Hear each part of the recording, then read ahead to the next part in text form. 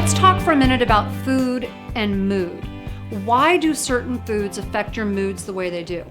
So I worked with one of the largest drug rehab programs in the country, and the number one word that most of these guys who were recovering, many of them were actually court-ordered from prison to go to this program, and the word they used for themselves in describing their mental function prior to making a change in their diet was that they were stupid.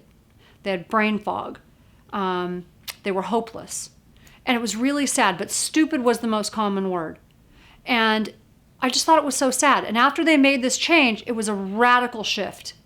We had reports of them telling us they passed their GED after failing it 3 times, that they were like productive at work. They were working inside the program and all of a sudden they were productive, that they had so much energy they didn't know what to do with it. They weren't craving caffeine, that their mind was clear, that they had focus and energy, and it was wonderful. Well, why? Because food affects your mood.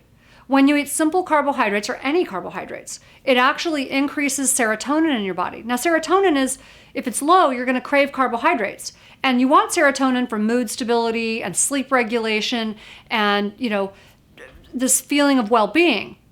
But you don't need to eat simple carbohydrates to achieve that. You can eat the right carbohydrates because you don't want to give yourself, diabetes in the process of trying to improve your mood. The other problem is that when you eat those carbohydrates, they actually decrease your focus. So you're going to get that spike in blood sugar we talked about. So we want to get you eating the right carbohydrates. Now on the flip side, there's dopamine. What helps dopamine is protein. And what dopamine does is it helps you with motivation, energy, focus. It's the let's get it done neurotransmitter. And so with dopamine, you want to be thinking about protein. So it's not carbohydrates, it's protein. So people with ADD, listen up. You want to be thinking protein and starting your day with protein for breakfast.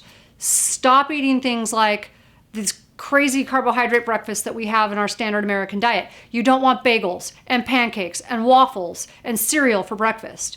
You want to be thinking smoothies where you're controlling the amount of carbs that go into it, but it's a protein and healthy fat and a little bit of carbs, but they're the right carbs. You want to have things like eggs if you're not sensitive to eggs. Or I've got some great recipes for something called Tana pancakes. They're delicious, but they're not filled with grains and flour. They're actually grainless, and they're an egg base. So things like that are going to really help to improve your focus. And you want to start your day off in the morning that way, because now it's going to set you up for the rest of the day so you don't have cravings. And that's why you start to have these changes in moods. It's about blood sugar and neurotransmitters, because one makes you sort of laid back, and it's the don't worry, be happy, the serotonin. And the other one is motivation, let's get it done, high energy, that's dopamine. So yes, eating right actually changes the way you think, the way you feel, and how you see the world. So maybe now you're starting to get a picture of why when you change the way you eat, you start to feel better. Now that you've cut out sugar, some people are like, oh my gosh, what am I going to do?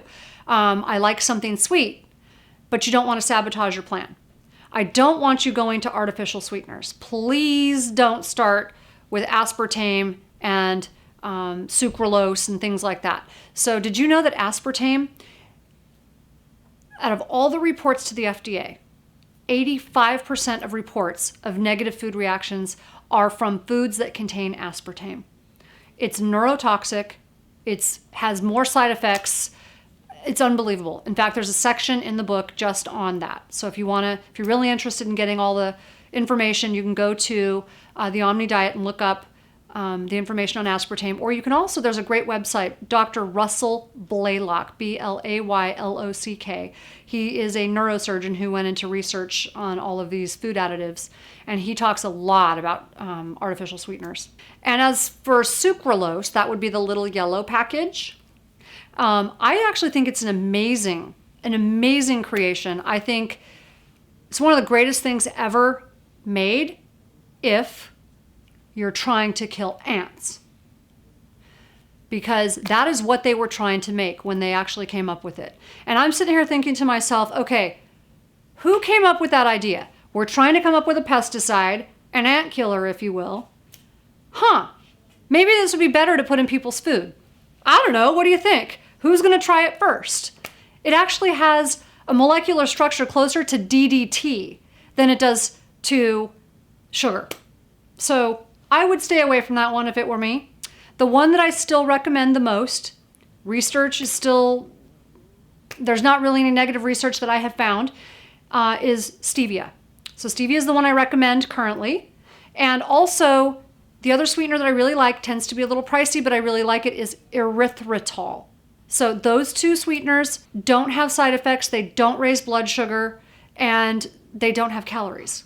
So erythritol, for a very, very small percentage of the population, can cause a little nausea or bloating, but most people it doesn't have any effect. It's not the same for those people out there thinking, oh my gosh, it's a sugar alcohol. Yes, it's a sugar alcohol. It's not sugar and it's not alcohol. It's called a sugar alcohol because its molecular structure resembles half sugar, half alcohol. And it's not the same as malitol or xylitol. It's actually digested differently. It's digested in the small intestine up high as opposed to the large intestine down low. So you don't get the same bloating and gas and all the other problems that you do with the other sugar alcohols. People will ask me about, well, what if it's raw honey? What if it's maple syrup? And what if it's agave? Okay, a sugar by any other name is a sugar. So honey and maple syrup are another form of sugar. So go very lightly with them.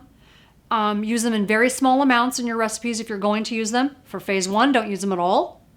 When you move on and you start adding small amounts, use very small amounts. But agave is different. Agave I want you to avoid completely because agave isn't like the other ones. It's actually 80 to 90% fructose. Yeah, it's a low glycemic sweetener. Everyone loves it. And when it first came out, it was like the darling sweetener because it was low glycemic, didn't spike blood sugar. But let's think about why it doesn't spike blood sugar. Doesn't spike blood sugar like the other sugars because it's fructose, 80 to 90%. Fructose doesn't go straight into your blood, it goes to your liver, where all poisons go to be detoxified. So I want you to stay away from agave.